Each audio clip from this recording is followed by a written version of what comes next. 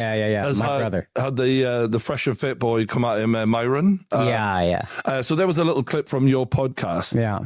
Sort of been clipped up, put on Twitter, where they're talking to Academics, DJ Academics, who's a friend of ours. So funny, so talented. Love that guy. I've been watching his hip hop videos for years. And he was sort of sticking up for the boys on Fresh and Fit, saying, are they giving you a hard time?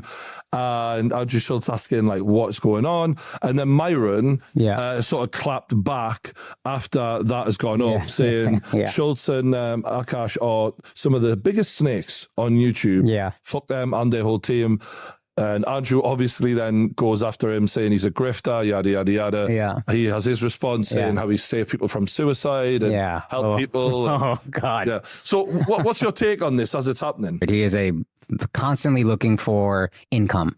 How can I galvanize these people who are kind of lost and I can use them to give me money? He doesn't care that he helped. It's a nice bonus to him, I'm sure, that he helped people not commit suicide. But to him, it's really, I can take broken people and I can make money off of them. I'm wondering how you quantify that. Like, how do you, at what point is he going, and another one? And another, like, every patron or every whatever is just another one. He doesn't, and then I'm sure he gets messages, you saved my life, blah, blah, blah. But he doesn't, what he will refuse to accept in his own soul is the help you give these guys has a pretty low ceiling on it. You could lift them from the bottom, but there's a pretty low ceiling of happiness when your mentality is, women are beneath me, I need to have sex with as many of them as possible, and oh, by the way, work out every once in a while. Like that. Seems like Akaash's real beef with Myron is he doesn't like the fact that Myron is a 50% owner in Fresh and Fit, and Fresh Prince CEO, the other co-host, is another 50% owner. In fact, I'm willing to bet that Akaash has 0% in that Flagrant podcast. In fact, if he did have a percentage, it's probably a toy percentage, a very low percentage. In fact, speaking of toys, right? In that Alex Jones episode on Flagrant, Akaash was treated like a toy, a piece of thing that, you just throw away after you're done with, right?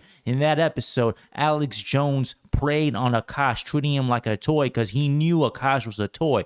You didn't see Alex Jones try to do that with Andrew because he understands Andrew is the true runner of the show, Flagrant. Akaash, he's just an extra. I guarantee you, if they killed off Akaash, not literally, but figuratively, right? They just removed him on the show.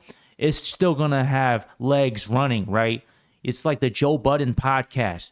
Joe Budden can stand on his own. Rory and Mal, they're not able to achieve the success by themselves when it's compared to like a Joe Budden. Joe Budden is Andrew Schultz. Akaash, he's just an extra. Plus, the statement Akaash makes, Myron simply profits off broken people, is a little too simple. It's like saying doctors, right? They make their biggest profits from people with the biggest problems, right? If you have a very big health problem, that may require a bigger paycheck, right? A bigger dollar amount in order to solve such problems. Like, if you look at the podcast Akaash's, right? He's part of that Flagrant YouTube channel. You can't just say, oh, Flagrant, they profit off miserable people. Well, you can't just say that because there is a percentage of people who live horrible lives. They hate their jobs. They don't like their day-to-day. So they watch Flagrant to kind of escape from all that and have this one piece of happiness and entertainment versus the rest of their day, right? But then you got a percentage of people who are not miserable. They live normal lives and they're just looking for a source of entertainment, right? They got extra time on their hands and they want to use that time to get entertained, like watching a Flagrant. So you can't just say, oh, Flagrant, they only profit off of miserable people. Maybe they profit off from different types of people, but all contribute toward the success of Flagrant. And now, using the same comparison to Fresh and Fit, you get multiple types of people watching Fresh and Fit, right? There may be some people who watch Fresh and Fit, pay Fresh and Fit to solve a problem they have.